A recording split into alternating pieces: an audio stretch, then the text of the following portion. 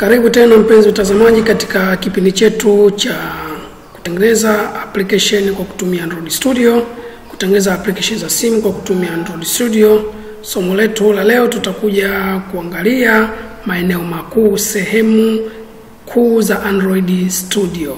Hii software ambayo tunatumia kutengeneza application, je, ina sehemu kuu zipi ambazo unatapaswa kuzijua kwa sasa ikiwa kama wewe ndio unaanza kujifunza. Kwa hiyo kama ambavyo tuliona katika kipindi kilichopita kwamba Android Studio ina maeneo makuu manne, kwa hiyo katika kipindi hichi tutakwenda kuangalia kwa undani zaidi. Kwa hiyo hebu tuone maeneo makuu ya hii Android Studio ambayo tutakwenda kuitumia. Kwa hiyo jana nilikwambia kipindi kilichopita kwamba maeneo hayo makuu manne ni kwamba kuna hili la kwanza linaitwa manifest. Nikakwambia hapa hii ndio ambayo inaonesha nini kinapatikana kwenye application hii. Kuna activities gani zinapatikana kwenye application hii. Je, inahitaji kutumia interneti, inahitaji nini? Ni kitu gani kinahitaji kutoka kwenye simu ili iweze kufanya kazi. Kwa hiyo kama unavyoona hapa, hii ni sehemu ambayo itakuwa inakaa ruhusa zote. Kama wewe ni mtumiaji mzuri wa Play Store, application za Play Store, utaona kuna Play Store ukidownload inakwambia inakuomba ruhusa, inataka permission kwa kutumia contact, nyingine inataka permission kwa kutumia kamera, nyingine inataka permission kwa kutumia microphone na nyinginezo. Kwa hiyo permission zote zinakaa eneo hili. Tutakuja kuona baadhi ya permission ambazo tutakuja kutengeneza kwa application zetu katika madarasa yetu yajayo. Kwa hiyo hapa ndo patakaa hizo permission.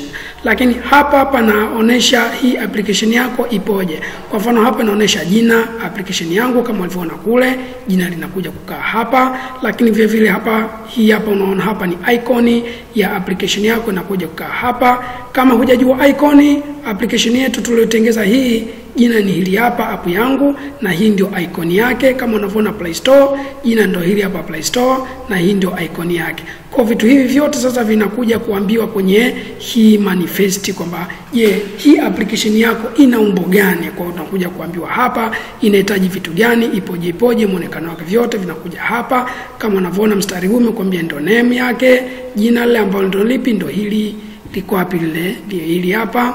Jina halipo hapa, lakini jina tutakuja likuta kwenye string. Kama unavyoona hapa amechukua jina kutoka kwenye string. Kutoka kwenye string hii hapa utakuja kuona hapa string inapatikana hapa kwenye resources, kwenye value, kwenye string hapa. Kwa hiyo app yangu jina ndio hapa. Kama unavyoona app name, hii ni app yangu. Vyote hivi vinakuja sasa kuambiwa kwenye hii hapa kwenye manifest. Hapa ameshakwambia app name, imechukua app name kutoka kwenye string, na tukija kwenye string app name nini, ndio hapa app yangu. Kama unavyoona hapa mstari unafuata huu unatuonesha icon ya hii application. Je, application inatumia icon gani, picha gani? Kama unavyoona hapa hii ndio picha icon yetu. Kwa hapa ionekani vizuri, lakini kama unavyoona hapa hii ndio picha icon yetu. Ikiwa background ndio hii hapa, kwa foreground ndio hii, background ndio hii, ambapo pia zinakuja kuitwa hapa. Lakini vile vile kuna theme. Je, theme yetu ni ipi? Je, application inachukua theme ipi? Theme nao tutakuja kuitukuta huku kwenye theme. Kama unavyoona hapa theme yetu ndio hii hapa kwenye Android, kwenye simu, kwenye tablet ndio hii hapa. Kwa hiyo kwenye phone theme yetu ndio hii, ambayo title ya theme inaitwa nini? Title ya theme inaitwa app yangu, theme.app yangu ndio hii hapa. Kwa hiyo theme nazo pia zinakuja kuelezwa huku. Je, theme gani ambayo inakuja kutumika hapa? Lakini hizi ni activities ambazo zinafanyika ndani ya hii application yetu. Kwa activities ya kwanza imeanzia hapa, inaishia hapa. Kwa ndani yake nakuja kueleza kwamba hii activities yetu inaitwa main activities, ambapo ndo kama unavyoona hapa kwenye kodi zako za Java, hii ndo main activities. Kwa hiyo ndani ya application unaweza kuwa na activities hata 100 au hata 1000. Kama unavyoona kuna applications na button, ukafungua button tunapelekwa wapi, ukifungua button fulani na kupeleka eneo fulani. Kwa activities zote zinakuja kuwekwa hapa, kisha zinakuja kuitwa huku. Kwa hiyo hii imeitwa activities ya kwanza, ambayo jina la activities inaitwa main activities, ambayo ndio hii. Kwa hiyo mathalan tunakuja kuweka activities nyingine. Kwa mfano tunakuja kuweka activities nyingine hapa, tunaita bongo class mathalan, bongo class ndio activities yetu. Tunakuja kuweka hapa, lazima ije itwe huku tena. Hii ndio activities yetu bongo class. Ukija kwenye manifest lazima nao tutakuja kuita hapa activities yetu. Kwa mfano tunaweza tukafanya kitu kama hichi, tuna copy, tunatengeneza activities nyingine hapa. Huu ni mfano tu. Kwa hiyo ni Bongo class tu, tunatoa hili jina hapa, tunasema activities yetu nini? Bongo class hapo. Kwa hiyo tayari application yetu na activities mbili. Activities ya kwanza ni Bongo class, ya pili hii ni main. Kwa activities zote ambazo zinafanya kazi hapa zitakuwa zinafanya kazi ndani ya application, zitakuwa zinaitwa hapa. Kwa mfano unaweza ukawa na activities moja kwa ajili ya kuchukua video, ukiwa na activities nyingine kwa ajili ya kuangalia video, ukiwa na activities nyingine kwa ajili ya kuangalia ramani. Kwa hiyo zinaweza ikawa activities zaidi ya 100. Call zote lazima uziite hapa. Activities ambayo haitaitwa hapa haitaweza kufanya kazi kamwe. Kwa hiyo hii ndio manifest. Tukija hii eneo la pili Java, kama nilivyokuambia, hii ndio eneo ambao kodi zako zinakaa hapa. Hizi zobakia hizo zote zinaitwa automatic, kwa hatuna haja kuziangalia. Sisi tunaangalia hapa kodi zetu hizi. Kodi hizi ambao kwanza tumeona activities. Kwa hiyo hizi ndizo ambazo zinakuwa zinabeba application yako. Kwa application yetu inaendeshwa na kodi hizi na kuziona hapa. Kwa hiyo katika hili faili la Java nalo utakuta lina sehemu ya kwanza ndio hii hapa, unaita kwanza package name. Kule mwanzo kama unakumbuka darasa la kwanza kama huja angalia video yetu inayozungumzia kipindi cha kwanza tulizungumzia package name. Kwa unapoandika package name inakuja kuitwa hapa kwenye faili lako la Java. Kwa mafaili yote kama unavyoona activities ya Bongo class imeanza kuita tena nini? Imeanza kuita package name. Kija activities hii hapa imekuwa inaanza kuita package name. Kisha ina import inakuja kuimport mafaili ambayo yanatakiwa ili kwamba application yetu iweze kufanya kazi. Kwa hiyo unakuja kuya import hapa. Tutakuja kuona huko. Na mara nyingi hizi zinafanyika automatic, lakini pia zinaweza kufanyika manual. Kwa hiyo sehemu nyingine, sehemu kama hizi hapa, hizi hatuna haja kuzungumzia sana kwa sasa, tutakuja kuziona baadaye. Kwa hiyo kwa fupi, sehemu ya pili hii Java ndio ambayo inakuwa inaendesha kodi zako. Kodi ambazo zinaendesha application yetu.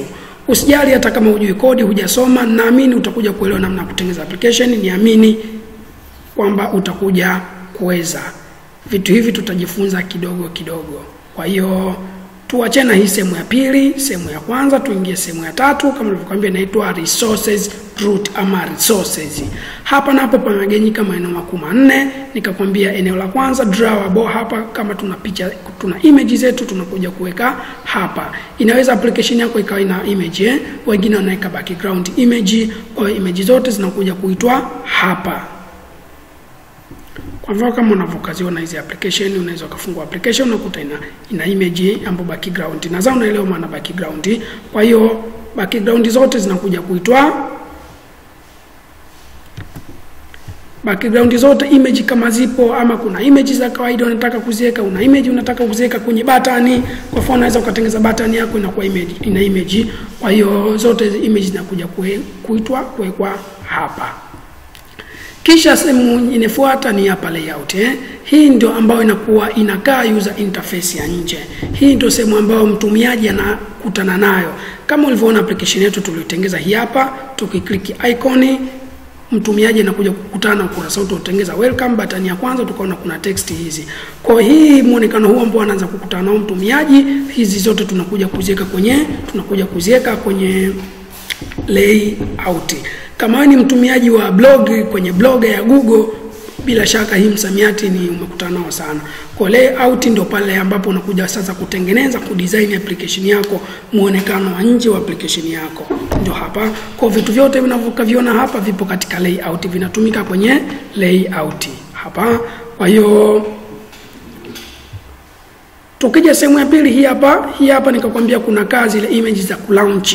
Kama unavyoona application yetu hii hapa, application yetu image yetu ya nje hii ya launcher, kama unavyoona Play Store hapa, hii ndio image yake ya launcher icon. Kama unavyoona hii hapa browser launcher icon yake ndio hii, explorer unavyoona launcher icon yake ndio hii picha. Kwa hiyo application yetu yake ni hii. Tunaweza tukachange muda wote na vile vile.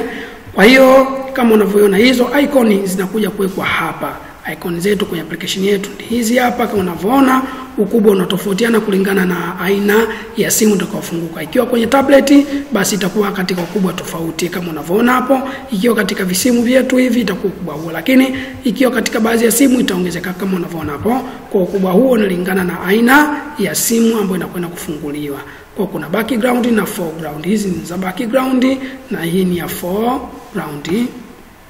Hii ni launcher round. Launcher ambayo iko katika mtindo wa round wa duara, mtindo wa duara, lakini huku ziko katika mtindo wa rectangle wa pembe nne. Kwa hizi kama utakuwa na nyingine ambayo ipo katika pembe tatu itakuja kukaa hapa, nyingine itakuja kukaa hapa chini na kuendelea. Kwa sasa tuna mbili. Tuna hii ya pembe nne na hii ya duara. Kwa hiyo hii zote zinapatikana hapa, lakini sehemu inafuata value hapa ndio utaona kuna vitu vikuu vinne. Kwanza color, rangi zote ambazo zinafanyika ndani ya application zipo ndani ya application zinakuja kuitwa hapa. Kama unavyoona application yetu sisi ina rangi hizi hapa. Kuna nyeupe, kuna hii ya blue, kuna blue imeiva, kuna hii kama unavyoona kuna nyeusi, na zote tumezitumia. Angalia application yetu hii hapa. Tukifungua angalia kuna rangi hii na rangi hii. Rangi zote tofauti Kuna rangi hii na rangi hii na rangi hii. Na hayo maandishi unavyoona yana rangi hiyo, nadhani rangi nyeusi hiyo. Kwa hiyo hapa pana rangi ya kwanza, rangi ya pili, rangi ya tatu, rangi ya nne, lakini vivyo kuna maandishi ya rangi nyeusi na ya rangi nyeupe. Kwa hizo rangi zote ambazo zinatumika humu zinakuja kuwekwa hapa kwenye kala. Kama unavyoona kuna rangi 1 2 3 4 5 6 7, lakini ukiangalia hapa yenyewe pameitwa rangi ya kwanza, rangi ya pili, rangi ya tatu, rangi ya nne, rangi ya tano. Rangi nyingine mbili zimetumika maeneo mengine kwa ajili ya tablet, kwa ajili ya simu. Tukitoka hapa kuna string. String nimekuambia text zote ambazo tunakuja kuzitumia kwenye application yetu zinakuja kukaa hapa. Kwa mfano, njoo kwenye application yetu hii hapa tuliotengeneza. Application yetu tuliotengeneza hii hapa, kama unavyoona hapa, hii hapa. Kuna neno hili hapa, app yangu. Hili neno linapatikana kwa string, lakini hizi button zote ama neno yote kwa button pia natakiwa kae kwenye string. Ndio maana mwanzo ndio maana kwenye somo letu lililopita tuliona kulitokea kuna error pale kwa sababu hizi text hazikuwa kwenye string. Kwa text zote zinatakiwa zikae kwenye string. Njoo hapa kwenye kodi, njoo kwenye welcome. Hii text ya kwenye button hii haitakiwi kukaa hapa, inatakiwa ikae kwenye string. Kwa tunaweza kufanya hapa extract string resources, yani unaibadilisha hizi text unazihamisha unazipika kwenye string. Muone nilipokwenda nimekuja hapa nikaja kwenye icon hii hapa ninavyoiona, nikaklik na extract na hamisha hizo text na zika kwenye string. Je, unataka neno hilo hilo au libadilike? Tufanye hilo hilo. Kama unataka libadilike unasema hapa kwa mfano welcome home, kitu kama hicho. Kwa nimebadilisha text, pia unaweza kuacha zile zile. Lakini sharti ni kwamba hutakiwi kuunganisha, hutakiwi kuacha nafasi, kwa inatakiwa iwe. Kwa hiyo tunaweza tukaacha vile vile au tukaweka text text 1, ile ni jina ambalo linakaa kwenye string. Lakini text 1 namna kama hivyo, tunaweza tukaweka hivyo. Sasa angalia utofauti utofauti ulikuwepo. Angalia. Turudi hapa, imebadilika. Jina limebakia lile lile. Text 1 nini? Text 1 sasa ni ID ya haya maneno unaona hapa. Haya maneno welcome yanakashiwa na text 1 kutoka kwenye string. Hii string hii hapa. Kwa hiyo kama unavyoona text 1 ID yake ndio hii hapa. Neno ambalo linawakilisha text 1 ni hapa welcome. Kwa hiyo text zetu hizi hapa kwa tusema welcome home, welcome home. Welcome home utakuja kuona pale kwenye faili letu hili la layout. Check hapa kumebadilika, kumekuwa welcome home. Kwa hiyo text zote zinatakiwa zikae kwenye string, ndio ambapo kuna ka text. Hata hizi hapa text zetu hizi hapa pia tunatakiwa tuweke kwa string. Tunarudi kwenye kodi, tuna click hapa, tunakuja kwenye icon hiki hapa, tuna extract string resources, una click pale, unakuja kuweka kwa mfano tunataka tuipe text 2. Hii ni ID tu, kwa tunaipa text 2. ambacho kitakachoonekana sio text2. Text2 ni ID ambayo inabeba maneno gani? ID ambayo inabeba maneno haya: karibu sana kwenye darasa la app.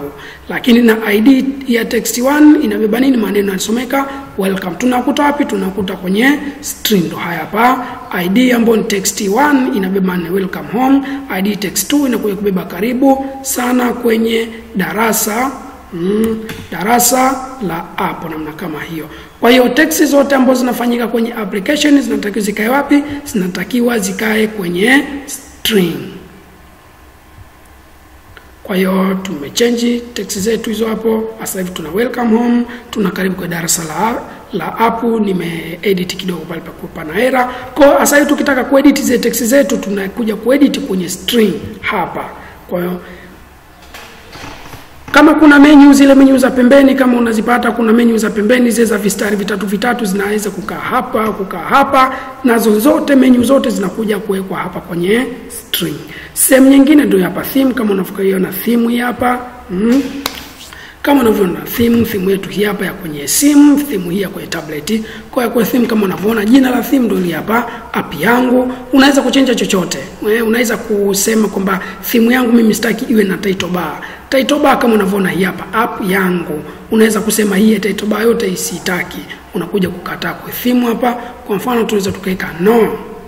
Tukaweka no title, no action bar, hapa inakuwa haina action bar. Kwa hiyo ndio theme yetu hii. Kwa sasa tumeona tumetengeza rangi. Sasa hizi rangi unakuja kuziita wapi? Hapa ndio unakuja kuita rangi. Sasa zote unakuja kuziita rangi ili kuzipeleka sehemu ambapo ikatakiwa. Rangi unakuja kuziita hapa ili kuzipeleka sehemu ambapo inatakiwa, zinakuja kuitwa kwenye hii theme.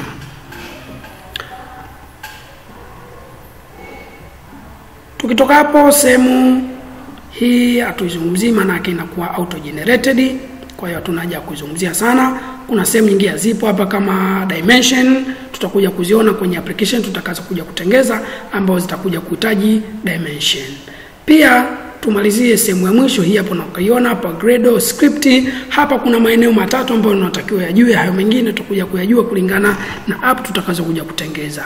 Eneo la kwanza ni hili hapa. Hili ndio ambalo linabeba taarifa muhimu ambazo hizo unaweza kuziona kwenye Play Store. Kwa mfano compile SDK version. Je, hii application imekuwa imetengenezwa na SDK Software Development Kit version ya ngapi? Android Studio version ya ngapi? Au Software Development Kit version ya ngapi? Kwa mfano sasa hivi version ya mwisho ni version ya 30 kwa sasa, ambayo inabeba toleo la 11 la Android, ambayo version ya 30. Lakini vile vile kuna target ya mwisho, yani hii application yetu inaweza kufunguliwa na simu ambazo kuanzia level version ya 16 Android ya Android mpaka version ya 30. Kwa hiyo version ya 16 inabebwa na toleo la 4 la Android, version ya 30 inabebwa na toleo la 11 la Android. Kwa application yetu simu za chini ambazo zinaweza kufungua ni kuanzia toleo la 16 la SDK ya Android.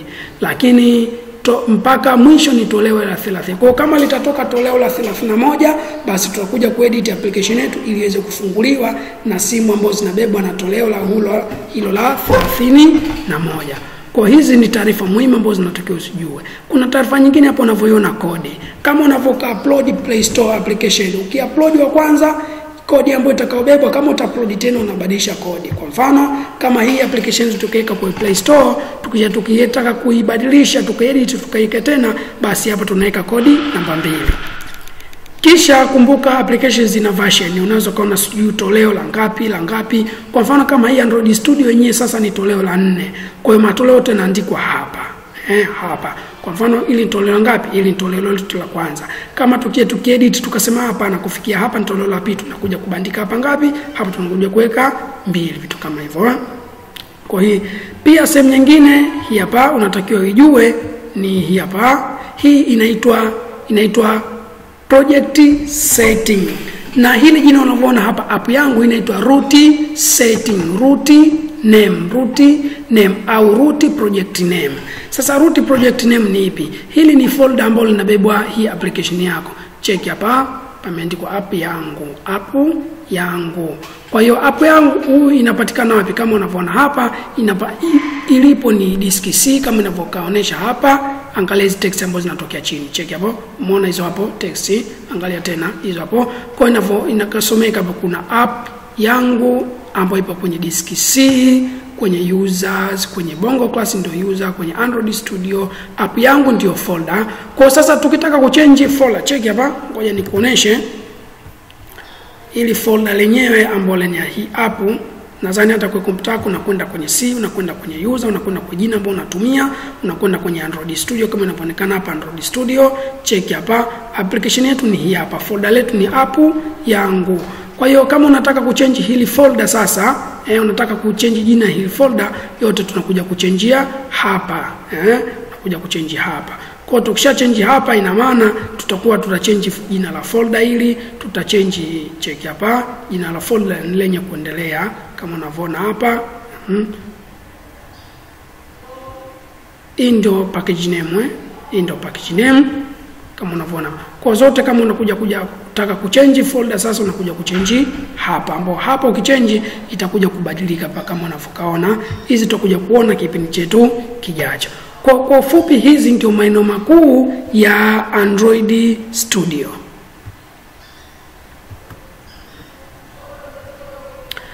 Kuna sehemu ambayo unatakiwa uzijue kama wewe ni mtumiaji mzuri wa application nyingi utakuja kuona kuna sehemu kama file hapa, mara nyingi tuna save na vitu vinginevyo, kuna kuedit, kuna kuview, kuna lakini sehemu ipi muhimu zaidi? Sehemu muhimu zaidi kwa wewe kwa sasa ni build. Hapa nafanya kazi gani? Hapa ndipo ambapo kama unataka kutengeza APK, ambayo APK hiyo unaweza kushare kwa mtu, unatengeza application chako, afu unamwambia mtu bwana fungua application yangu uione, ataipataje? Unatengeza APK hapa kisha unashare naye kwa Bluetooth, unashare naye kwa njia yote ile, kisha ata install, ataona application yako, atakupigia kofi, atakupa zawadi chochote kile. Kwa unakuja kutengezea hapa. Kama unataka kutengeza APK ambayo utaibia upload Play Store, unakuja kutengezea hapa. Hizi ndio sehemu muhimu ambazo unatakiwa uzijue kwa sasa.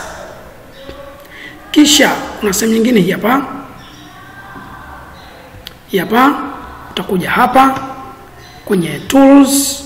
Ukitoka kwenye tools utakuja AVD Manager, yani Android Visual Device. Utakuja hapa kazi yake nini? Hapa kazi yake kama una emulator yako mwenyewe ambayo unataka kuweka emulator ambayo ipo kwenye Play Store. Ipo kwenye hii Android Studio emulator kutoka kwenye Android Studio. Hutaki kutumia emulator za nje kama emulator yetu hii hapa, unataka kutumia emulator ambayo ipo kwenye Android Studio. Unachotakiwa kufanya wewe hapa, unaingia pale ulipoona pale, unaingia tools, ukitoka tools unaingia AVD Manager. AVD Manager yani Android Visual Device. Ukiingia hapa mimi zangu hizi hapa, lakini wewe utakuja kucreate mpya, utacreate visual device. Ukisha create visual device hapa itakuja kuload, utatakiwa kudownload kuanzia GB 1 na zaidi. Kwa uwe na bundle usipungua GB 2, utakuja kuchagua hapo unataka aina gani ya simu, unakuja kuchagua, unakwenda next, itaload afu utadownload version. Kwa sasa unaweza kudownload version ya 30 ndo na recommend. Ukisha download pale, ikisha install zitakuja hapa, uta create, utatengeneza za kwangu hizi. Kwa hiyo ukishatengeneza utakuja kuklik hapa, itafunguka baadaye, utaona kijisimu kipo pembeni hapa. Kwa ufupi hizi ndio sehemu kuu za Android Studio ambazo unatakiwa kuzijua. Kama utakuwa na maoni, maswali, mapendekezo, basi wacha kwenye comment hapo, nitakuwa ninapitia. Kwa hiyo sehemu nyingine nyingi hizi utakuja kuzijua kidogo kadri siku ambazo zitakavyo kwenda. Kisehemu hichi hapa, hii ni sehemu ambayo message zote, notification zote zitakuja kukaa hapa. Kwa hiyo kwa sasa tuishie hapa. Kama tutakuwepo darasa jingine tutakuja kuangalia namna kuja kuchange package name, namna kuja kuchange root device, namna kuja kuchange title bar na vitu vinginevyo. Karibu sana darasa lijalo na asante kwa kunisikiliza.